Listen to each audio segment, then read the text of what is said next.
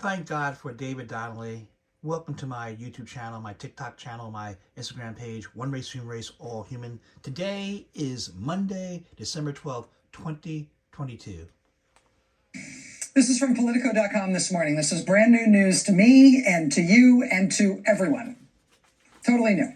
Headline was, Inside the Secret $32 million Effort to Stop the Steal. Quote, a pair of progressive organizations operating in complete secrecy spearheaded a $32 million campaign during the midterms to push back against former President Donald Trump's Stop the Steal movement.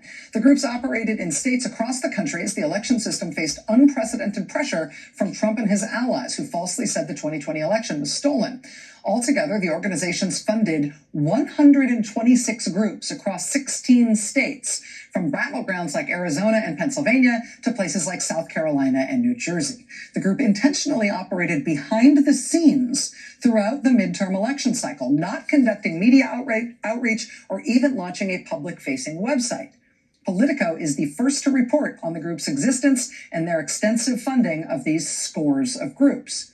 David Donnelly, the veteran progressive operative behind the group, says, quote, it was very clear that there was a mobilized constituency that cared about democracy in this election cycle, but it was on the wrong side.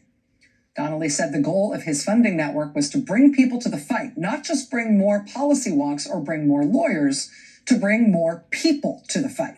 We decided it wasn't going to be enough just to fund a bunch of election protection efforts or fund a bunch of candidates to run against election deniers. He said, we needed to fund organization infrastructure to bring more heft to the battles on democracy.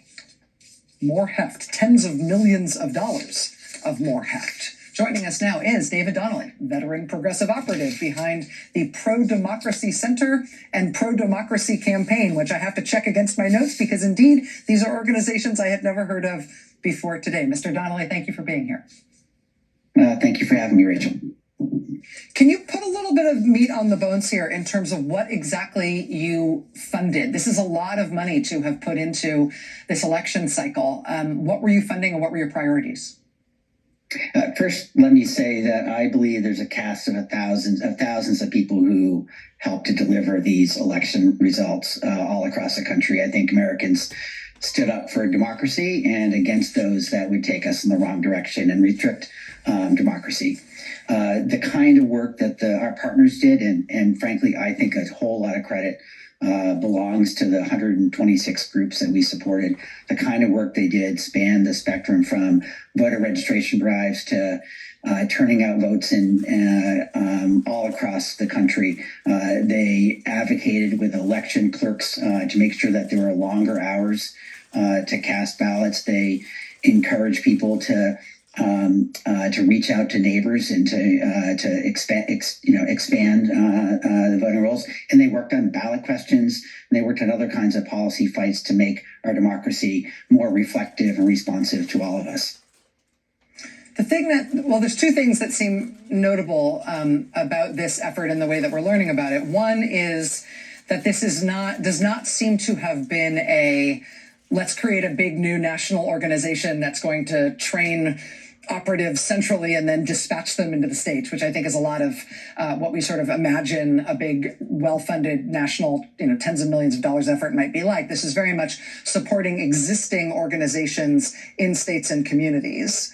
So I'd like to ask you about that as a strategy. But the other reason that I'm talking to you tonight, and the other reason that I think this is getting a lot of attention today, is that we did not know about this until after the election was over. Why was this such a low-profile effort? Why were there no public announcements about this? Why aren't we finding about it until now?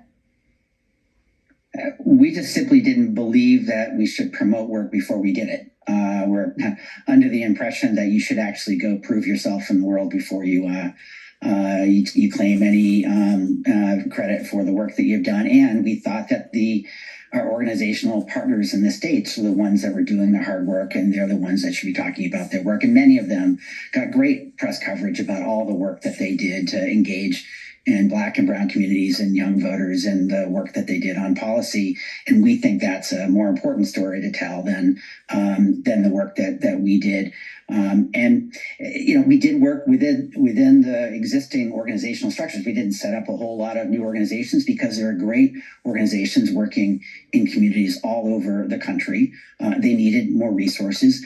I did a deep dive in the States in the summer of 21 to hear from leaders of local organizations and statewide organizations. And there was an appetite to work on democracy over the long term, but there was also a fear that unless they got to work urgently to tackle and to beat back the attacks against their ability to cast ballots, then we're going to not even have the long term to fight for.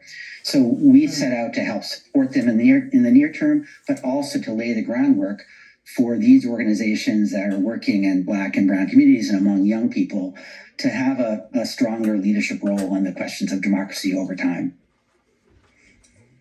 Because you decided, as you say, to sort of show your work and not talk about your work, to have this be a very low profile, even secretive effort during the campaign, why is it that we know about it now? Why go public now with the names of your groups, the Pro-Democracy Center and Pro-Democracy Campaign? Why now have Politico and tonight the New York Times describe the kind of work that you did now that the election's done? Yeah, we think it's a really important story to tell about what these state partners did all over the country, the grassroots groups that engaged their community. There are a cast of thousands of people who actually helped avert us from a democratic collapse. It's not just the groups that we funded. It's it's litigators. It's those that did election protection work. It's those that engaged in all sorts of other kinds of ways to make change and to pull us back.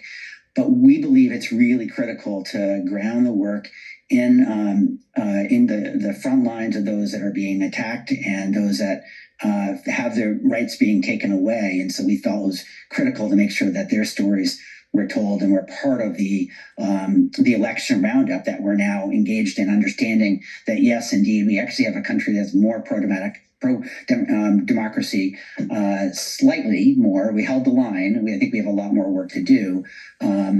But we think it's critical that these groups are out engaged in the communities. There's a lot of fights yet to come. There's a Wisconsin Supreme Court race in April. There's a potential of a policy moving forward in Minnesota because of what you described earlier in your segment, Rachel. The flip of the state Senate there will now allow for there to be an opportunity to do policy in Minnesota. And there are other efforts all over the country that are really critical, and these groups need the resources to do that work. David Donnelly of the Pro-Democracy Center and Pro-Democracy Campaign. Thanks for helping us understand tonight. I really appreciate it. Thanks for having me. Thank God for the Pro-Democracy Center and the Pro-Democracy Campaign. And thank God for all who worked so hard to protect our democracy. God bless you. God keep you. Keep up the great work. Thank you for being on my YouTube channel, my TikTok channel, my Instagram page, One Race, Human Race, All Human. Everyone has a right to life, liberty, food, happiness.